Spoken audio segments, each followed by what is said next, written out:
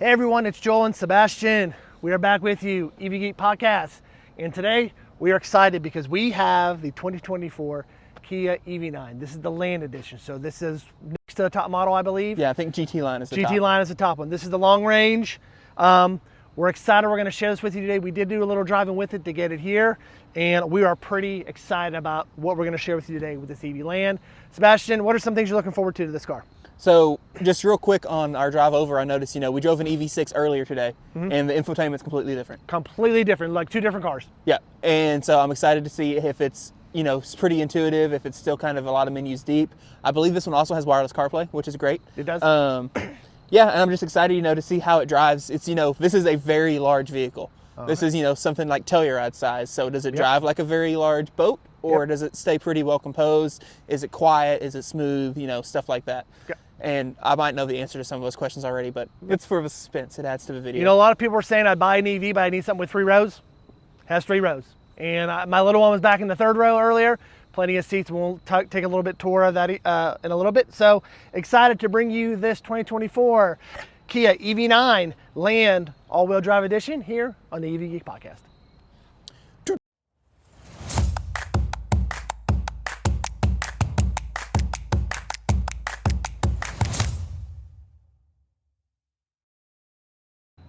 Welcome back, everyone. We're going to give you a quick tour of the outside before Sebastian gives you a quick tour of the inside and tech. So like we said, 2024 EV9 Land all-wheel drive, long range. Looking at the sticker here, we have 99.8 kilowatt hour battery. This is the dual motor. It does do the 800 volt system. It does have the heat pump, so what you said earlier was correct. It does have electronic parking brake with auto hold. So this one sticker's $475. But I believe with incentives, this car is in the mid-60s right now. Showroom is getting $10,000 or $12,000 off of the sticker price with what Kia is doing with incentives right now. This is called ice green. And really something cool about this color is depending on whether you're in the shade or in the dark, because probably looking at it right now, it looks gray. But if you get into the light, it looks more green. So really cool how the sun plays with the colors on here. This does have the 19-inch alloy wheels. So they're interesting. What? They are interesting looking. Yes, they are interesting. I think I like the wheels on the GT line better. Okay. Yeah, so yeah, they are interesting looking. The one thing I like about this car is, as compared to the EV6 we drove earlier, talk to me. They're traditional handles. Traditional handles, thank you. It's been a long day. And they do, when you lock it, they go in. So then unlock. So yes. So we'll just take a quick tour. First thing we're going to look at is the back seat. And we'll talk about this more when we get in. Second row is heated and cooled. So when you look in, you see you have plenty of room. Now this is the Land model, so this will have the captain's chairs in the second row, which is I like. I don't like the bench seating in the second row. So this is pretty cool. Very comfortable. Plenty of room. You got your peasant blockers. You got your peasant blockers, the shade, as you can see right here, heated and cold seats. You have a little storage compartment down there, but plenty of room. And to get to the back as well. So I'm gonna let Sebastian pop in here. Oh, you're gonna make me get in the third row? No, I'm just gonna let you take a picture back there. Oh, okay. So yeah. So yeah, I do love that you actually get armrests on these as well. So we're gonna pop in real quick because he didn't show it. You have it down here below, you have a pretty decent little storage tray that pops out. And you can open it like that. Okay, and then you have storage underneath it. So that's pretty sweet. You also get USB-Cs on both sides of the seat, which is nice. And you have rear air vents, and the vehicle is not off, but you have is off, so you have controls for them up here on the roof. You get your own temperature, fan speed, all that. You have a glass roof over both back seats, which is pretty sweet. And this one is still wrapped in plastic. But here's your third row. So it's got decent legroom. You get cup holders, of course. You get USB ports. You have little speakers. Is that like a little side. clip over there on the right, Sebastian? What is that little? Oh, seatbelt clip. Sorry, Yep. you put seatbelts in. Yep. Yeah, so it's not bad. Let's hop out real quick and show how you fold the third row. So there's actually 2 ways to do it, I believe. So first thing, yes, of course, when you have a third row SUV, you're gonna have a smaller trunk. So we can look underneath here and see. You do get a little bit of storage. Once again, you get your tire wheel kit. I'm not sure what this is. That might be like an air pump. Yep, air pump, and then you get some little netting if you want to put it up as well. First thing also here is you have a 12 volt 110 volt. 110 volt outlet, sorry. You have your second, so you can either have options. You can recline your second row this way, or traditionally you can just pull it out. So that's your second row. So this is your Oh, third that's your row. second row, sorry, third row, yeah. So third row you can pull it out and they just go down. Most people will not use the third row and just keep it flat, so it gives you plenty of storage. Yeah, and so you went ahead and you accidentally folded the second row, but now you can see how it would be a big flat. And here goes the other one. So you see it moves back first and then goes forward. Very cool. So if you need to haul something big, you can actually put it the whole way down. You have a little safety cover over your trunk closer, which is interesting. I wonder or is that for interior? That's interior. So I guess if you're in here and you need to get out. Oh yeah, so like if you're like car camping or something. Yeah, if you're car camping and you're in there. So if you have a mattress laid back here and need to get out, you can hit that button. You also have another 12 volt over there as well. Very cool. Yep. Now, can you raise the second row from back here? You can. You can. Very cool. And you don't even hear it, which is nice. Yeah, it's silent. So it raises it up. Very cool. Very cool. All right, so let's go ahead and this also has the lock feature too as well. Oh, nice. So you can actually lock it when you close the trunk. Very cool. Also, the last thing on this side we'll kind of look at is our charge port. So this is a very Hyundai Kia. You got to unlock it, remember? Oh, it is unlocked. It is unlocked. I mean, you have to unlock it with that, with the key fob. Open the charging port door. Open the charging port door. The rear center edge of the door when driver's is unlocked, huh? I just don't have the strength and muscles like Sebastian has. All right, so very similar to what we saw in the EV6. Oh, it's an actual flap. Now, see, I can do that now. I can live with that. I wish it was spring-loaded. Yep. Nothing's ever good enough for me. Nope. Hold, and it also gives you little charging indicators here as well. And then to close it, you can press the same button. Yep. There it goes. So as you can see, the car now looks a little different color in the light over here. Yeah, it looks a little greener when it's actually in the sun. I really like this color. Yep. So notice something. Orange lights coming on the dash. You know what that means? The 12-volt battery is So charging. so the main battery is sending energy to the 12-volt battery to give it a charge. All right, one more thing before we hop in. We're going to come over here. Oh, you want to look at this? Yep. I'm going to pop open the door. And then you've got this button here. You press it twice. You come around front. And look at that. You have a small frunk. So yes. So bigger than the EV6. I do wonder if the non-all-wheel drives have a bigger front trunk. That's what I know. So very similar to what you get with the EV9. I mean, Or the EV6, sorry. This is your vehicle to load adapter. So once again, you plug, if you didn't watch that video, if you plug something in here like an extension cord or a toaster or a microwave, and then this part here goes into your charge unit to where you can power things at your home. So cool thing to do, especially if you're out camping and stuff like that. For sure. Cool thing to do. Yep. But yeah, otherwise, I mean, there's not really anything else to look at on the outside. You do get, I wonder if I can get these lights to come on. Yeah. 1 second. They're on. Okay, we'll see if they pop up on the camera. They do. I'll try to block it. You've got these kind of cool in the painted area lights. You cannot get these on the matte colors. Yes, we almost had a matte color car today, but didn't have enough charge, and it did not have this feature on here. But anyway, it's super cool. Now, it is interesting. You can pay a monthly subscription to get more patterns. You can. And what else does that get you in the car when you pay that subscription? Well, it doesn't get it to you. You can pay extra then to get themes for the radio. Yes. For like your favorite NBA team. Yeah, so if you have a certain favorite football team or basketball team, you can get that theme as like a desktop picture or something on your dash as well. Which is interesting. Interesting. Don't know who would use it, but if you have some hardcore fans out there, they might use it. All right, ready to get in? All right, we're going to switch up here. He's going to get in, give us a tour of the tech, and then we're going to take it for a ride. All right, welcome back. We are now inside our Kia EV9 Land Edition. So Sebastian's going to kind of give us a walkthrough of the tech and his little driving experience so far. So start us off with the tech, Sebastian. All right, so first things first, when I got in, so the steering wheel is slightly cocked, right? Mm-hmm. Where's the start button? Where is this? Well, the normal Kias are down here, but it's not there anymore. So where is it now? It is on this stalk on the far inside where you can't see it behind the steering wheel. Ah. It works like every car. It's Yep. just in a weird spot. Yep. It took us a second to find it. Yep. That said, it does have a fingerprint sensor down here, which I believe if you're set up with your profiles or whatever, you could probably just use a fingerprint sensor to start the car. But We tried walking through those steps, but it said you had to have 2 key fobs in here. We only have the one, so we couldn't do that. yeah. But otherwise, okay, so once you get over that little oddity, which Yep. I'm sure I would get used to, but at the same time, probably not, right? Yep. Once you get over that, the first thing I noticed is it's very similar to the EV6, but it's refined in a lot of ways. So just for starters, like the infotainment system, it looks a little cleaner. It's, you know, I don't know, I kind of wish I had a light mode because it's in the middle of the day and it's hard to see. It probably does actually. Anyway, but it's just a little cleaner, a little easier to like navigate and use. It's laid out maybe a little better.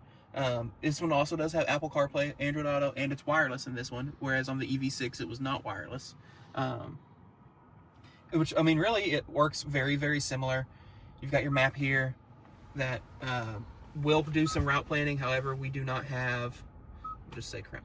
We don't have Kia Connect set up, so I don't know how much it will route plan, which that's not very far away, but it should, if I remember right. It's going to speak to us, isn't it?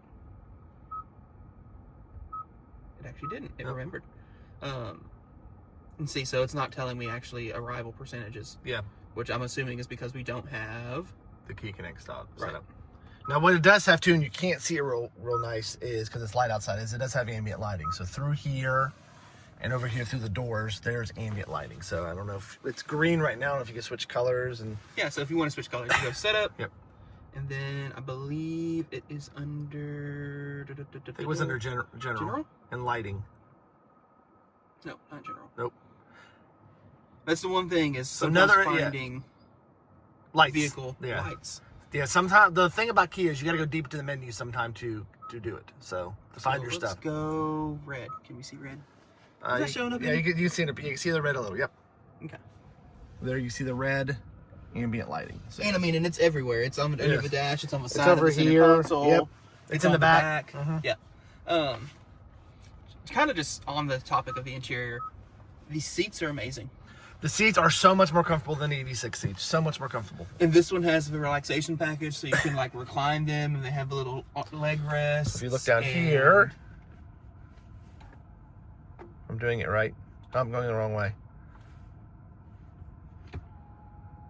And there we go. As you can see, the leg rest. Now they doesn't come out as far as the ones in the back seat do, but you get the leg rest. So yeah, I mean, it's super comfortable. The infotainment system, like I said, this is definitely better than what we've had in the EV6. I still probably would end up using CarPlay with it.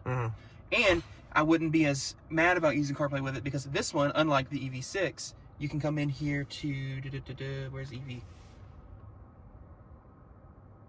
Is that Oh, it's literally right there. EV, it's on the first screen.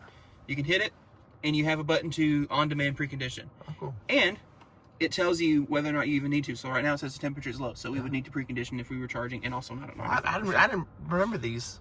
Yeah, I like those. Yeah, but you can also hit this and it'll precondition so that you're suitable for charging and you can get your good charge speed, because this thing is an EGMP car. Yep. And so it's a kind of low voltage for the EGMP stuff. I think it's only like 550 volts. I think it's in the 5s, yes. They call it an 800 volt car, but it's 550 volts. However, it still will do like 200 something kilowatts of charging. Yep. And I think they quote 10 to 80 in like 24 minutes. So about 5 or 6 minutes longer than a normal. Which this is also EGMP. a 98 kilowatt hour battery pack. It's bigger, yes. And just of note, so the new Ioniq 9 will charge better than this because it's a slightly bigger pack at a slightly higher voltage. Yes. But this is not the Ioniq 9, so. But it does tell us that there is a charging station here at Clinton Library. Even though it doesn't have Kia Connect set up. Yep. Cool. So it does say that there's a level 2 here, which there is. We're at the Clinton Library right now. But yeah, so I mean, I do love that you can do on-demand preconditioning. That's awesome, because on the EV6 and the other EGMP cars that aren't on this newer radio system, the only way you get preconditioning is if you use the built-in route planner, which, as you were talking about in the EV6, is not amazing. And looking at the map, we can't try it because we don't have the full data. Yep. This map looks the same. Yes, it does. And so I don't know how deep the updated software goes. I don't know if this is much better. I just seem to remember on the out-of-spec race to Vegas, they were not in love with it. Yes. And they spent 48 hours in that car. Yeah. But yeah, so I mean, that's super cool. And like you said, I remembered this loosely, but it actually shows you kind of what percentage of your power has gone to what features, which is great. And you can actually come in here, do some range history. Look at that. economy. So what's the day? Is it the 23rd? Oh, yeah. Yeah. We've gone 2 miles and we have averaged 1.4 0.4. miles per kilowatt. Yep. Okay, that's not amazing, but Yep. don't know how I did that. Anyway, but yeah, you come through here. Other than this, the rest of the stuff is fairly normal. You do have a menu here for seats, which I do like. You can adjust the second row heat and cooled seat from the front, and you can move them. So if you have a child who decided to leave a seat in the wrong place, and then you have someone in the third row, you can move it, whatever. You can also fold them from here. Cool. What's folding? Oh, wrong one. There it is.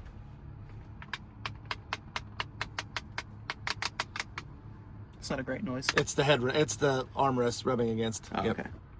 There you go. There you go. And can you put them back up? Heck There yeah. we go. That's actually kind of cool. That is kind of cool.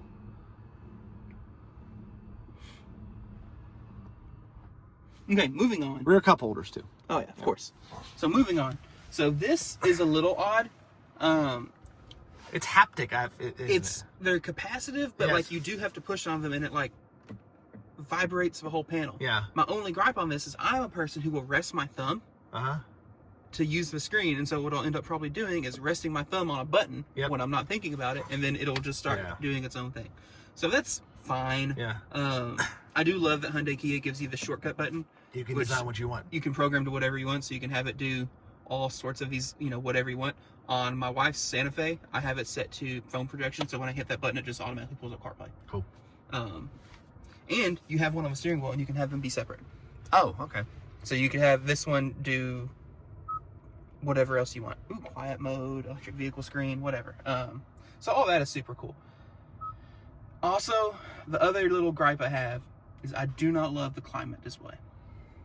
So it's this little screen that's right here in between, in between the gauge cluster and the infotainment. Yep. It's a good use of space. The issue with it is, as a driver, I can't really see it. Yeah, and what we said about the EV6 is that's a blank area, and it's just an odd blank area on the EV6. It doesn't look like it's all flows together. So, and I mentioned that in EV6. Then we got into this car, noticed that they put something there. So. Yeah, which I mean, like I like that there is an actual screen and like it makes sense, but I can't really see it unless I lean over, which is inconvenient if you're driving. Yep. You do get hard buttons though that are always climate control, so like you can do that, bump temperatures, fan speed, whatever. Just turn modes. I did just turn it off. My bad. Let me put it back on auto. And then you can do your mode and then passenger temp. You can also from here you can hit rear, and then control the temp in the back, which is nice. Yep. I'm actually gonna turn my rear back off. So like all that's fine. I just don't love where it's at. Yep. You can also hit this little button here, and it pulls it up on the infotainment, which I guess is nice because that is like the only button you can see from the driver's seat. So, so maybe that's why they did it. Maybe they thought about that. But you can control everything down here. You don't even need the screen. Right. But if you want to see what you're doing, but yeah, so like, I mean, I'm happy though that you do get actual dedicated hard climate. Yeah. Moving on down here, you also get, you kind of pointed this out, and that was cool. So you have two USB-C ports down here. This one is just charging only, right? Yep.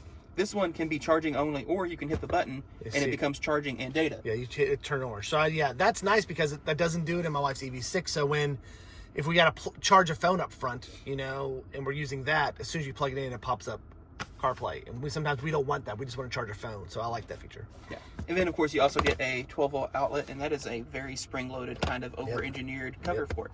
You also have a bunch of storage down here, down low on the floor, which is nice to see. Ambient lighting too. You can actually see the red lighting down there. Yep. And you get, there's a little compartment down there. Secret compartment. You have this kind of weird trick cup holder situation, which I'm going to depending on how big your Sonic drink is. And you can, so like it just closes like this accordion lid, slide it open, push a button, boom, boom. Yep. 2 cup holders. Nice. You have a wireless phone charger, and this is pretty rubberized. Yes. I would be surprised if your phone slid around a lot. So I experienced with this last night. It does not, and what I do like about it is it can handle the bigger iPhones. Okay. So my wife's EV6 has trouble handling the bigger iPhones. Okay. And it looks like this is also based on the icon where you would stick the key if the battery was dead. You also have some buttons here for auto hold. This one is all-wheel drive, so you have hill descent control for all the times you get used. This is a shortcut to your cameras, and this is parking sensor. Let's talk about cameras. We'll tap that button. So they're really good. Yeah, they're really good. So this is your front-facing camera. Here's your rear camera. This is a 360. You can also do this, and you get a bird's eye, which you can swivel around and do whatever. And I mean, the quality is just excellent. It is. I want more car makers though to match the color of the car on the screen to the color of your car. Then you have some little settings for just like you can turn off the guidelines, whatever. And it works pretty well too. Let me just go ahead. Let me go in reverse. You know, you got your. They trace, they follow. When you go into drive, it automatically flips you to a bird's eye, and then you can see over here that it does the same guidelines as well, which is nice. Go back into park, go to park, they go away, they get out of your way. But yeah, really, there's not a whole lot more to talk about here, other than, I mean, this is definitely a step up from the EV6. I'm a person, I would probably still use CarPlay because it's an option, and I know how my phone works. And you got some other little things in here like valet mode, whatever. That I don't super care about. I'm curious to know. You have to have Kia for that. So you do have heated and cold seats in the front, right here. You do have heated and cold seats in the back as well. And you also have a heated steering wheel because this is, like we mentioned, I believe, the land trim, which is the second from highest trim. So the highest trim is the GT line. And one of the things I noticed immediately that I thought was interesting is there is no heads-up display. No, there is none. This has a sticker price of $74,000. Now. You can buy it for a lot less. We'll talk about that in a minute. But sticker price $74,000, no heads-up display. A little bit odd, especially because the EV6 we drove has a heads-up display. Now, do you want to explain this? Because I'm in a lot of groups, and a lot of people don't understand what this little color here. Yeah, so that light lights up orange. The bright orange. To let you know that the big battery is being used to charge the little battery. Yes. I hope that it's not really an issue on this car. I hope they've resolved it. But Hyundai, Kia, the EGMP cars in the past have had a lot of issues with what's called the ICCU, which is essentially the system that is designed to charge your 12-volt battery. And Joel, you've had the issue on your... I've had the issue on mine. It was recalled. They fixed it. Before it was recalled, the 12-volt did go out. So that's the issue that you have, is if you have to keep pulling from that 12-volt, it's going to eventually, that main battery is just going to deteriorate your 12 and so I mean, it's like people poke fun at it because you can walk by these cars and be like, oh, it's charging the little battery, but apparently that's good info to know. So I mean, what ifs. Coming over here looking at the steering wheel, so this does have Hyundai's HDA2, and that's all the buttons here. So this is your adaptive cruise, this is your gap, lane keep. I love that you can do adaptive cruise and lane keep separate from each other. It doesn't force you into both. You have your drive modes here, and because this is all-wheel drive, you have 4-wheel drive lock for all that hardcore off-roading you're going to do. Or getting out of snow or mud. That makes more sense. You hit drive mode right now. You can go into sport. It also pops up on the screen over here too. Yeah, which we'll look at that in just a second. And eco, normal, sport. You can also go in. So on my drive, you can hit settings, and it will actually let you choose. Do you want the motor to be an eco, normal, sport? And you can do the steering feel. And we played with it when we were driving. Yes, it does legitimately change the steering wheel. Yes, from sport to normal, there is a lot of difference. Yeah, and so that's pretty neat. Otherwise, looking through here, this is all very standard Hyundai Kia kind of. You got your trip computer. It's probably your speed for your adaptive cruise. You've got range guide, tire pressures, motor distribution. You know, all that's fairly standard. You've got your GPS, and you've got your assist view. This also being an EGMP car, you have paddles on the back that control your one-pedal driving. They do the infuriating thing EGMP cars do. So right now, I'm in level 3 regen, right? Yes. Holy crap, is it actually going to stay? This is the first time it's done that. Probably because you didn't get out and reset. Usually they bounce themselves around and they change on their own. Because they still have changed. Because I was driving an iPedal Max before. And so it bumped itself back down to level 3 is the default. Okay. I believe. Okay. Which iPedal Max is what you have to do true full one pedal driving. Anyway. I don't know. Oh, you're moving. I'm moving the seat. Okay. I was like, I was taking the reclining thing off. So wondering what I did. You have buttons over here on the right. Actually, if you'll hand it to me, I'll kind of show. So you have buttons over here to open your charge door. This is your frunk, your trunk, traction control, parking brake, brightness. You do have window switches, mirror controls. This does have power fold mirrors. And they're heated and auto dimming, which is pretty sweet. See, I don't know if I can get the camera to focus on that, but little line around there. But they say heat and auto dim, which is cool. And we have tried that out, and it does work really well. You do have a digital rearview mirror. which is pretty dang nice. And you can come in here and you can adjust the brightness and you can adjust the tilt of it. Like you can, which is pretty sweet. But one thing I gripe about on every single one of these digital rearview mirrors is it makes it look like everyone is like right up on you when they stop. But you get used to it. I have one in my Bolton, so like I'm kind of used to it at this point. Buttons, your standard buttons up here. So this has the two. It's got the moonroof in the back and then the sunroof in the front. So it's got two. Yeah. And you can control the shades of force from here. That's all fairly standard. Yep. Really, there's not a whole lot else to talk about interior-wise on this. It's comfortable. Yep. We've been sitting here now for like 10, 15 minutes, and I'm still great. Yep. These headrests are phenomenal. Yeah, so... They have like no padding in them. They're just this like mesh fabric. So my wife drove this for a little bit last night. That's the first thing she knows. She's like, I love the headrest. It just kind of gives you... It's not that solid, hard material. It's like mesh, but it's a soft mesh. Yeah. But, I mean, otherwise... This is an excellent package. I can very easily see how this would be a road trip monster. Oh, yes, it would. You want to drive? You're going to drive. Oh, yeah. Well, yeah, I was just like, we ready to take a drive. Oh, yeah, ready to take a drive. Okay. I got to play with it a little last night when I picked it up, so it's your turn to play with it. Scoot the seat back some. All right.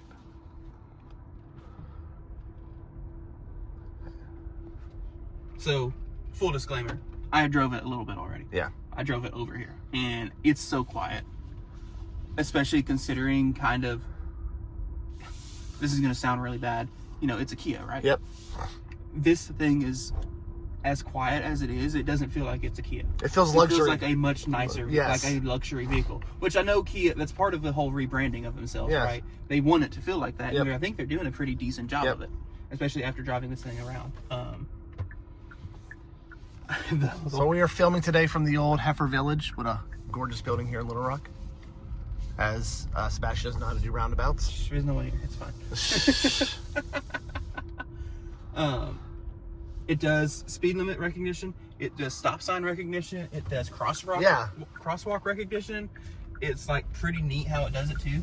And when you do the speed limit, I don't know if you can see this on here. You have a little dot down here that indicates your speed, and it turns red if you're speeding. Yes. You also get on this, because it has the 360 cameras and all that, you get the blind spot view. So when you turn the turn signal, it shows you a camera in your gauge cluster, which is awesome. Yep. It's a very nice feature to have. By the way, I know something too they took off this car, or we just have it turned off, the annoying beep, beep, beep when you back up. My wife's EV6 has beep, beep. It sounds like a truck's backing up, and it's one thing she hates about it. So. Interesting. Yes. Yeah. Either that setting is turned off, or it sounds like your typical spaceship car now when you back up. I just tried to one pedal drive, and it didn't one pedal drive because it reset my regen. Yep. And you can't adjust it when you're stopped, apparently. You have to adjust it one pedal driving while you're driving. There you go, back into max. Yep. This thing feels good. Yeah. We drove down a very bumpy road to get here, so. And we're gonna probably go over a couple more very decent. Yeah, we have. Where are we going? I don't know. Okay. Want to drive up? Do you want to go drive down south? Sure. Yeah. So you can see we have trolley tracks over here too. We're gonna have to go over.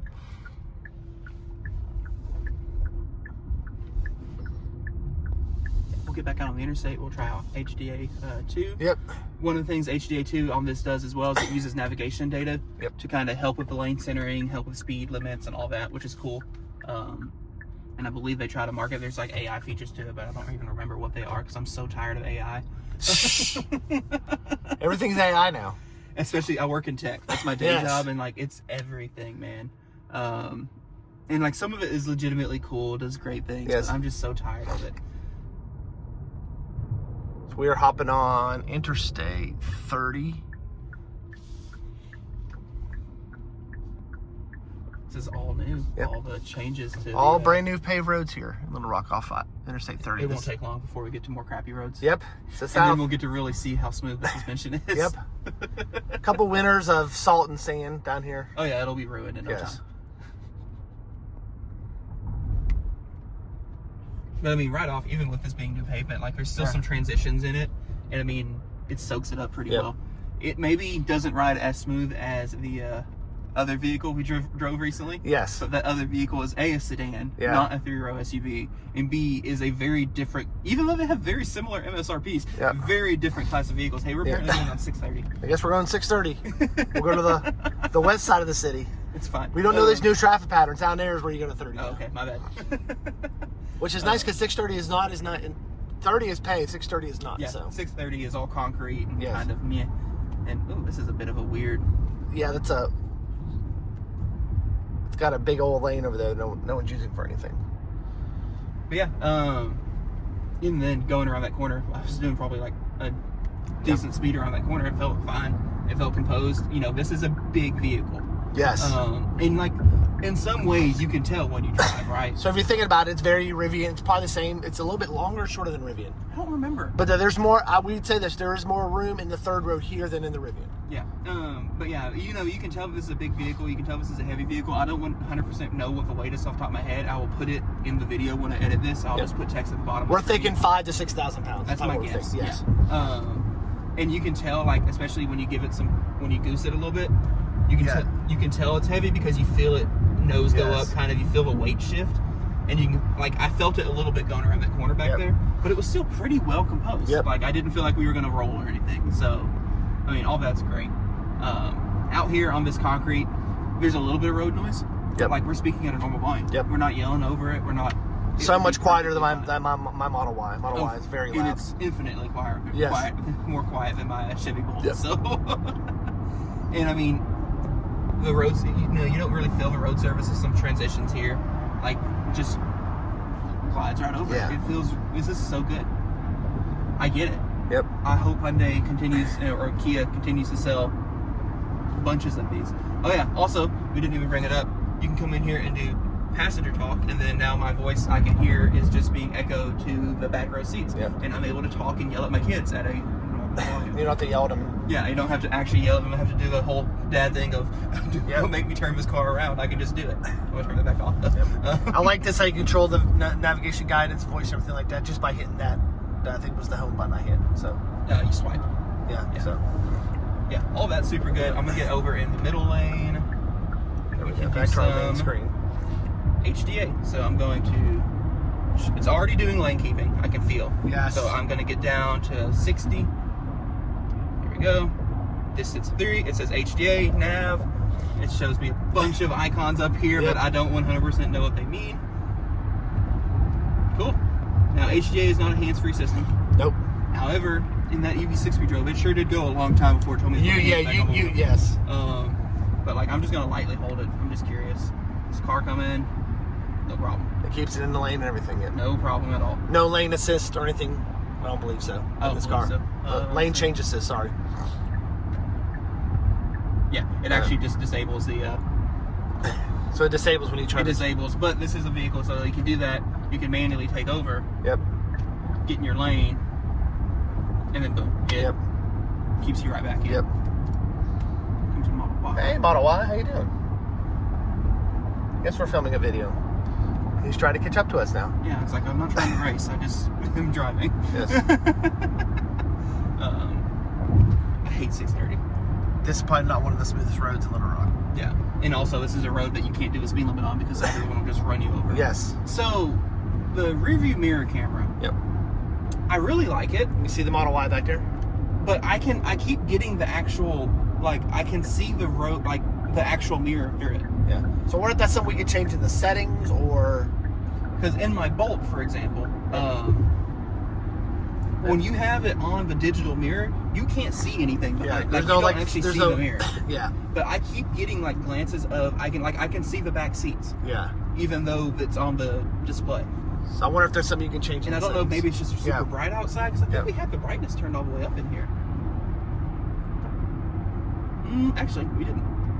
Oh, hey, that helps so much. There you go. There we go. Perfect. You actually get a better, clearer picture. Yeah, and I can't see the stuff behind me. Excellent. I'm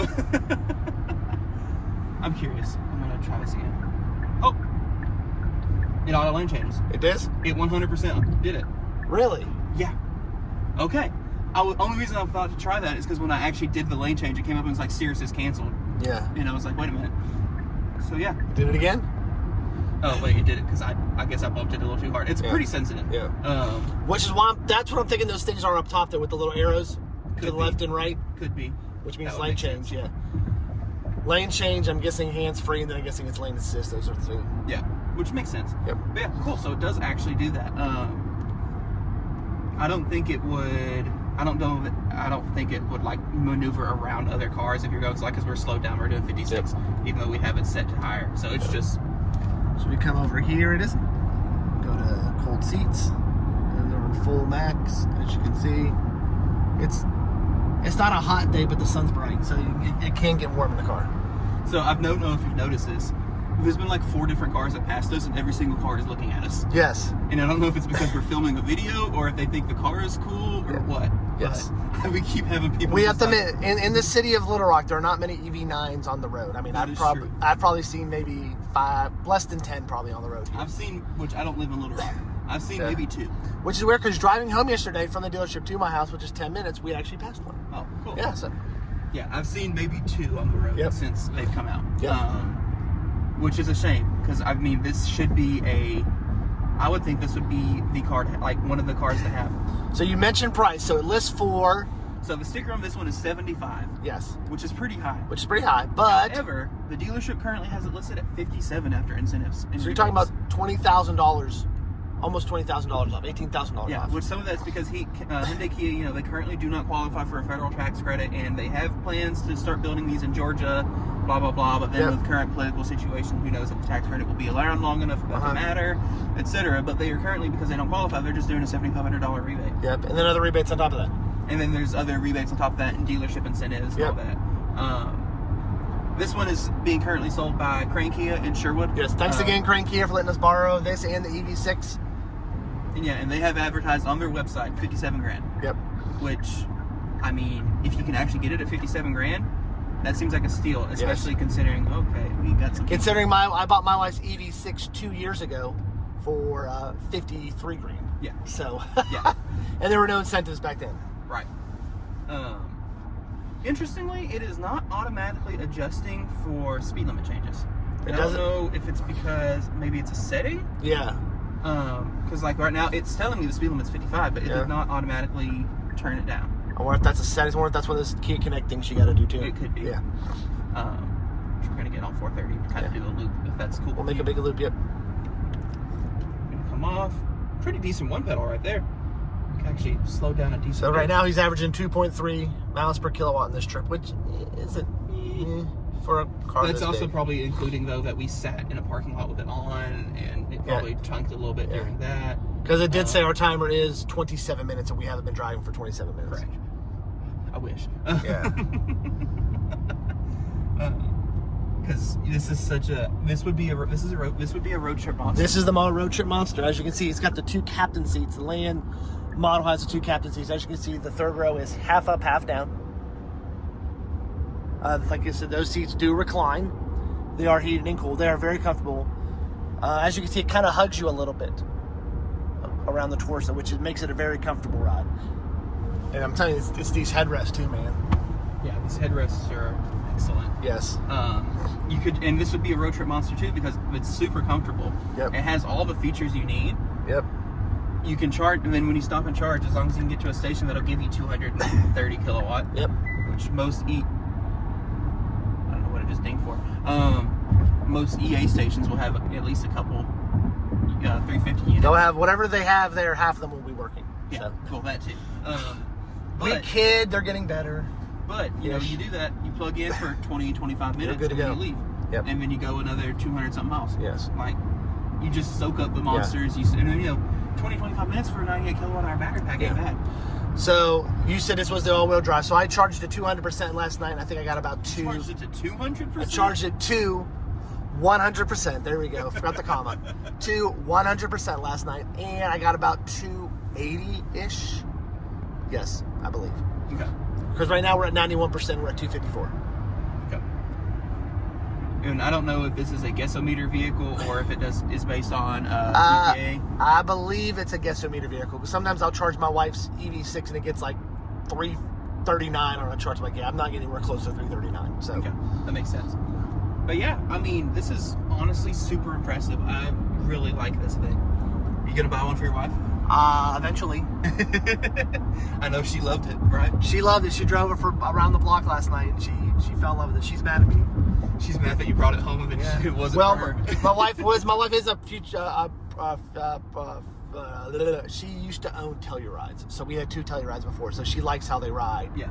She really wanted to go electric. So that's why she got the EV6. And she would love to go back to something like this. Oh, yeah. I mean, my wife is not a large vehicle, so it keeps dinging it. It was like, conditions not met. I don't know what the deal was on that. Well, that's because you're trying to get out of... You're getting out of Moving cruise. away from oncoming traffic. Or you're getting out of cruise. I didn't do it on purpose. Yeah. Anyway, we're about to get into the twistiest part of 430. Yep. It's the racing part. The racing part. And this thing at about 65 miles an hour is fun. I mean, it feels fine. Yep. Oh, actually, it slowed down. Ooh. Interesting. I don't know if it slowed down because it's smart or if that car pulled in front of you. Yeah. Huh. Oh, my ears popped. Not changing elevation. But yeah, no, this thing is super great. Go buy one. If you're in the market for a 3-row SUV and you don't want a Rivian, go buy one of these. Yep. I don't think you'll be disappointed. Yep. All right, we're going to end our review here. We're going to head back to the dealership and give you our final remarks of this car. So thanks y'all for joining us, and we'll see you in a bit. We have made it back here to Crane Kia. Once again, thank you to Jason and his team for letting us have access to the EV6 and the EV9 today. So we're back here. We got to park. Sebastian, final thoughts. What do you like about this car, besides everything? Yeah, I was truly blown away by it. I just kind of figured it was going to drive like a big SUV, right? And I mean, it does in a way. But at the same time, you know, like I've driven a lot of Suburbans and like full-size trucks and stuff like that. And I mean, it just rides night and day. My wife has a Santa Fe. And this rides so much better than her Santa Fe does, you know. And we've had the Santa Fe since it was basically new. And it's never ridden as smooth as this thing did. Like even pulling into this parking lot, it was super broken up. And it just glided right over it. Honestly, that's the most impressive part of driving it was A, it was silent. Yes. And then B, I mean, it just soaked up all the bumps. Yep. Also, the seating position was really great. The seats were super comfortable. We noticed at first the cool seats weren't really cooling, but after a while, I mean, it was pretty strong there by the time we were, yeah. So, I mean, I was just blown away by it. The screen was simple. I appreciate that it has CarPlay and wireless because I'm one of those people that I probably would just rather use that anyway. For me, I'll just use the built-in apps with it. And I especially love that since I would be the type of person who uses CarPlay, that you can go into the screen and just manually precondition. Yep. Since with CarPlay, you wouldn't be able to do that using the GPS. So, I mean, that was all great. But, yeah, I was blown away by this thing. For me, it has to be the comfort in ride. So we've had Tellurides in my family before. This ride's a whole lot nicer and a whole lot quieter than a Telluride did. I was expecting it not to have as much power as it did either. But it is extremely powerful for what you got. Yeah, it just felt good to drive. Yes. So, yes, if you're looking for a 3-row EV SUV, you gotta get the Kia on your map here. So we have some background noise, so that means it's time for us to wrap it up for the day, and we're losing sun. So thank you all for joining us on another episode of the EV Geek Podcast, and we'll see you again on another episode. Bye, everyone.